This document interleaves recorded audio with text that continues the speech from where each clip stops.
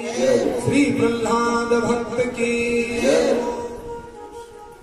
सरल शब्दों में कहें तो यूं कह सकते हैं, एक कवि ने कहा कि प्रहलाद जी ने क्या कहा होगा कि दाता तेरा मेरा प्यार कभी न बदले, दाता मेरा ये विचार कभी न बदले। अरे हम लोग दुनिया की बात करते हैं, पहले अपने विचार की बात करें। हे दाता मेरा ये जो विचार आज बना है ये कभी बिगड़ न जाए, इसलिए दाता तेरा मेरा प्यार कभी न बदले, दाता मेरा ये विचार कभी न बदले। अच्छा बोले चाहता क्या है तू?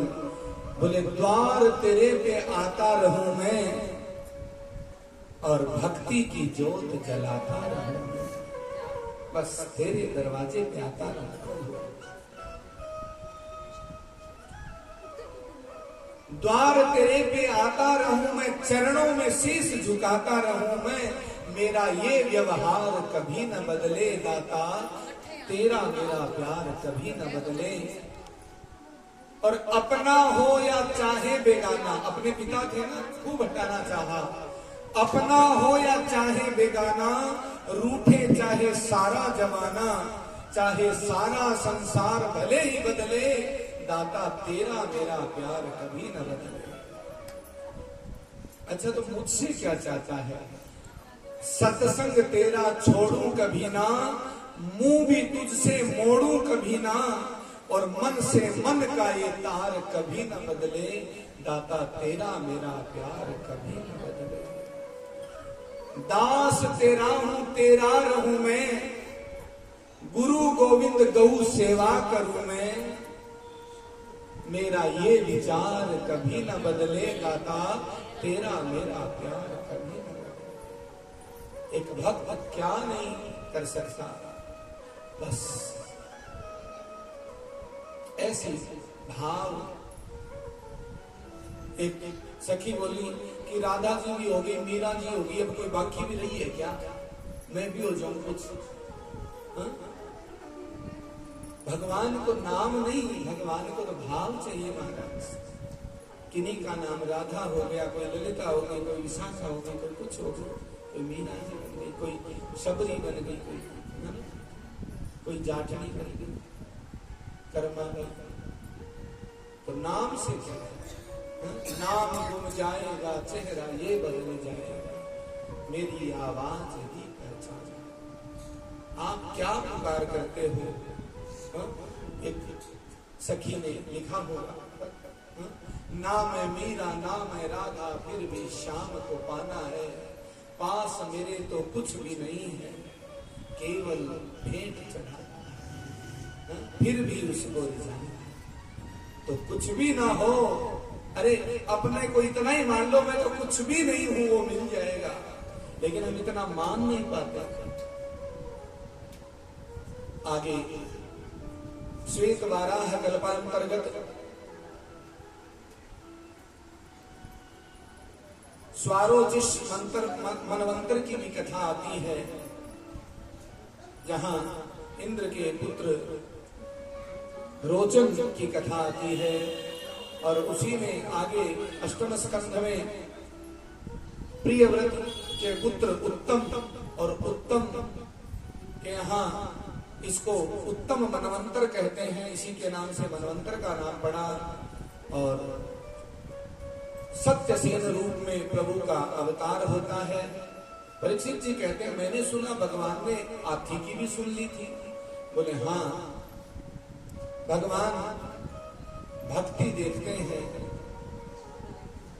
और हरि रूप में गजेंद्र की रक्षा करते हैं।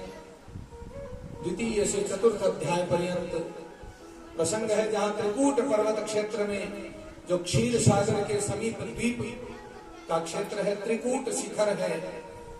त्रिकूट कौन है? ये सत रज और तम ही त्रिकूट हैं, और ये जंगल संसार है, और इसमें हम हाथी हैं, और हमारी पत्नी बच्चे परिवार सब एक दिन हमें छोड़ के चले जाते हैं।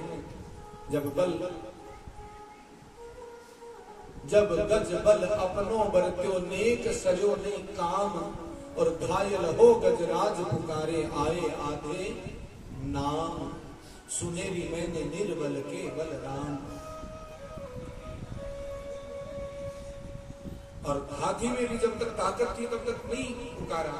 हम लोग भी जब तक अपने शरीर बुद्धि बल धन सबकी ताकत है तब तक हम कहते हैं नहीं हम तो ये करेंगे वो करेंगे ऐसा करेंगे वैसा करेंगे।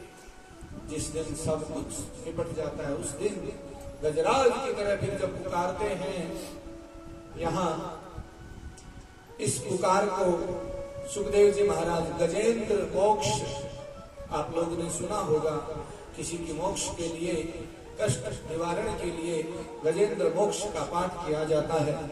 ओम नमो भगवते तस्मै यत एतच्चिदात्मकं पुरुषायादि बीजाय परेशाय विधीमहि। इस प्रकार गजेंद्र प्रार्थना करते हैं और उस प्रार्थना में अंतिम में उन्होंने अखिल गुरु भगवान को नमन किया। सोंतसरश्यरुबलेन गृहीत यार्तो दृष्ट्वा गरुत्मती हरिं खौपात चक्रम उत्क्षिप्य सांबुजकरं विरमाह कृच्छ्रान् नारायणाखिल गुरो भगवन् नमस्ते। अखिल गुरु भगवान श्री नारायण को जो ही प्रणाम किया, डूबते डूबते अंतिम में यदि नाम आ गया तो मान लेना कोई पूर्व जन्म का और तप है जप है, और भगवान प्रकट होते हैं, ग्राह का उद्धार करते हैं। ये सब लीला फिर कभी समय मिला तो सुनाएंगे। बस इतना ध्यान रखें कि अंतिम में नाम कब आएगा, जब कुछ किया हुआ होगा। अंतिम में खाते में बैलेंस कब रहेगा, जब जीवन में कुछ जमा किया होगा। नहीं तो मानसकार कहते हैं जन्म जन्म मुनि जतन कराई, अंतराम मुख आवत नाई। अंतिम समय में भी नाम आ नहीं पाता है। इस प्रकार भगवान उद्धार करते हैं।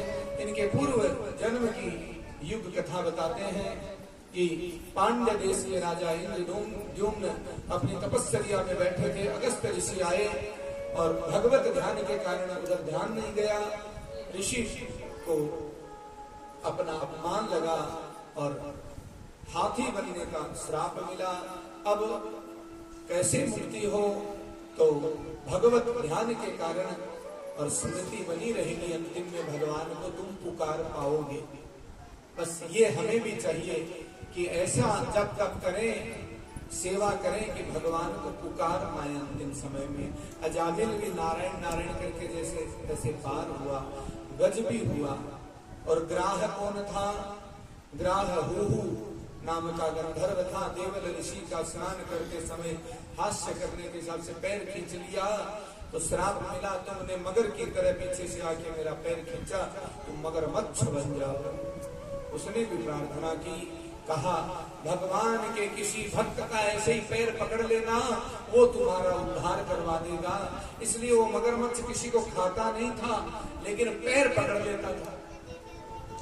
और हाथी का पैर पकड़ लिया, छोड़ा नहीं, न बाहर जाने दिया न पूरा डूबने दिया। और जब भगवान ने आके उद्धार कर दिया, दोनों अपने स्वरूप को प्राप्त होते हैं। बोलिए आनंद कंद भगवान की। इस प्रकार भगवान सबको आनंद देते हैं। एक सुंदर प्रसंग आपके साथ में द्वितीय दिवस में थोड़ी सी चर्चा की थी समुद्र मंथन का, कि भगवान कच्छप अवतार लेते हैं।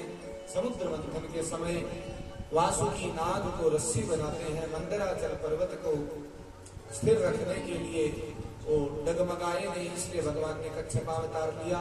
सुखदेव जी कहते हैं राजन, ये समुद्र और कोई नहीं, ये संसार है।